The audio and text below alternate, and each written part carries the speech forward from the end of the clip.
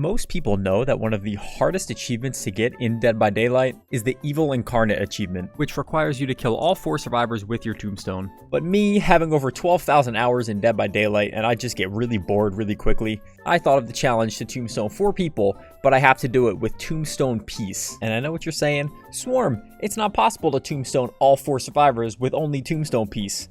And that is where you are wrong. First things first, I'll walk you guys through how exactly this is possible. In every Michael Myers match, all 4 survivors have a limited amount of stock that you can get out of them. So you gotta play it very, very carefully. Remember how much you've stalked each person, because if you tombstone someone that has a lot of stock left, you're not gonna have enough to get that last tier 3. A little known fact about the Tombstone Piece is that if you tombstone someone at the end of the tier 3, you actually won't lose as much stock as you would have if you tombstone them right away. As you can see here, I pop my tier 3 and instantly tombstone this Ada, and as the animation finishes, you can see that I need almost my entire stock bar to refill and get tier 3 again. But if I wait till the very end of my tier 3 and tombstone someone as the tier 3 runs out, it kind of tricks the game into thinking that you didn't get a tombstone in the tier 3. And if you don't get a tombstone in tier 3, then it only resets your stock meter to about 2/3, so you only need 1/3 stock to get tier 3 again. And this little fact is what allows you to get 4 tombstones in one game,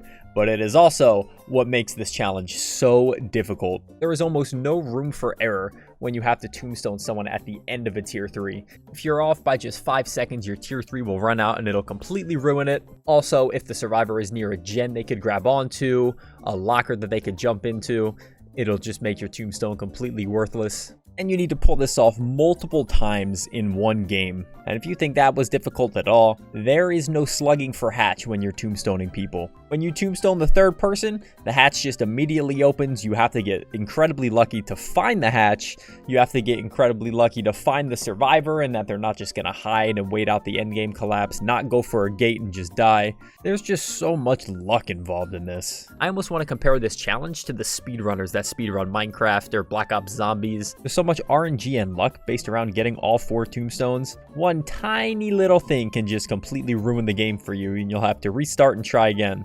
But honestly, that's kind of what makes it fun. It's almost like gambling in a sense. It's just kind of addicting. It makes you just want to keep going until you get it. I probably attempted this challenge between 25 and 50 times before I was able to actually succeed. And even in the game where I got 4 tombstones, one of the survivors kind of just gave up and let me tombstone him. So I don't know if it really counts, but I counted it in my heart. And before I show you guys the game where I was finally able to do it, I'll walk you through the build that I found was the most helpful in order to get this challenge. I had Corrupt Intervention and Deadlock just to slow the gens down as much as possible. Play with your food obviously is a must. You got to be able to catch up to these survivors super quick so they can't get the pallets or lockers. The 4th perk I was changing around for a while, but I really liked running Ultimate Weapon to be able to find the survivor that I needed to find. I could open a locker and then listen to the scream of the specific survivor that I needed. Sadly, Ultimate Weapon has since been nerfed. It's only a 32-meter radius from the locker that you search that survivor scream, not just in your tear radius as you move around, but it could still help you out.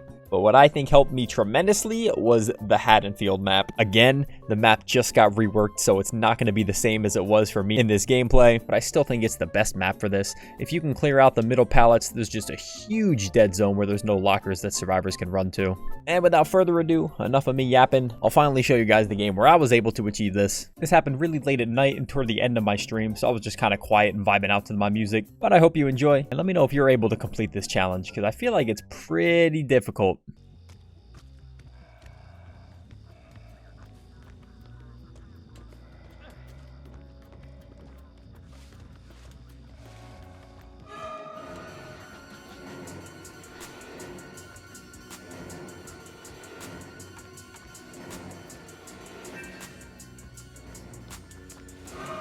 Without you.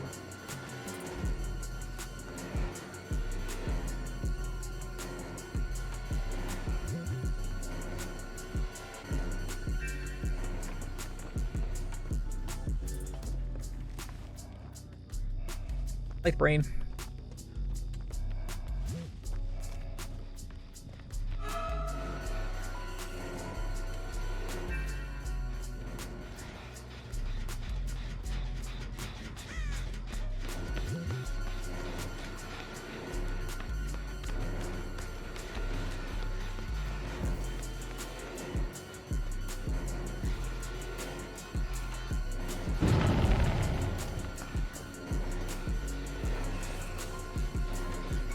Get ace first. Probably wasn't smart to bust on him, but I don't know.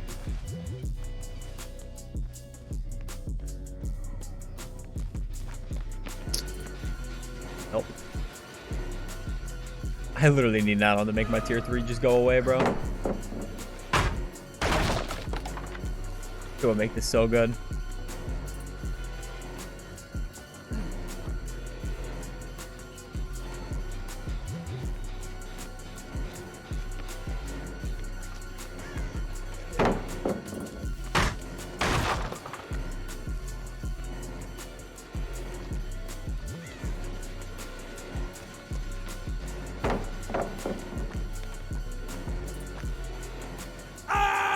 One less problem without you.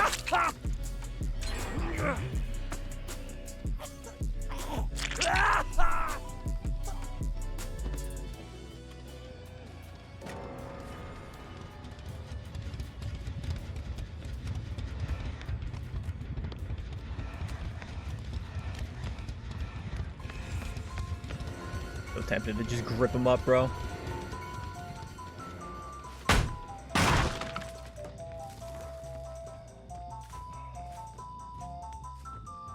Gonna need the Jonah here, most likely.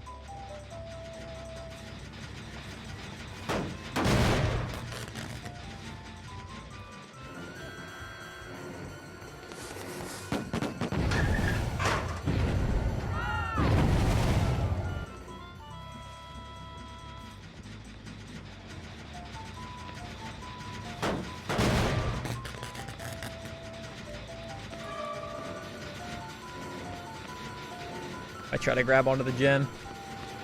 And get Bloodlust 1 at least.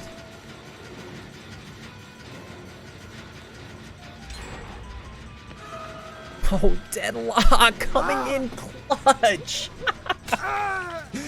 He couldn't grab onto the gen. Oh, that's so good. That's what I was waiting for the last time I did that.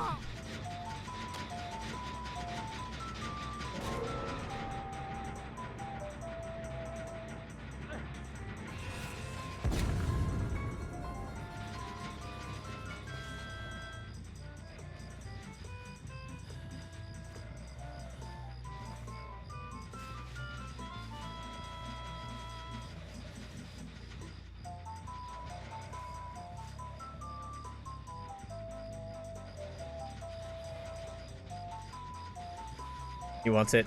I gotta wait a little bit longer, Steven.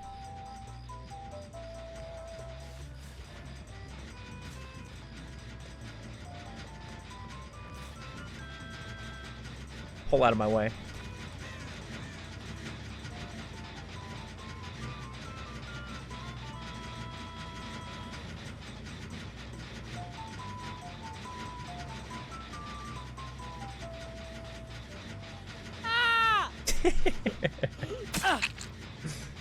Yeah, locker blocking perk would be insane. This could be it, honestly, if we find Hatch. And Fang cooperates. We definitely have enough stock on her.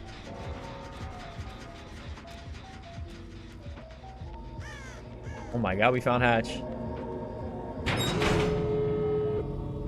This could be it. At least she doesn't just hide. We have good visibility on the gates, Nurge.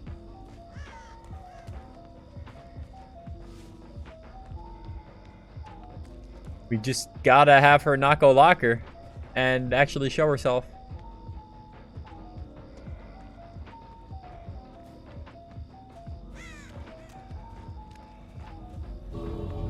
I guess we could open a locker for ultimate weapon. Kind of risky though. If we stray too far away, then she might be able to... Oh, there she is.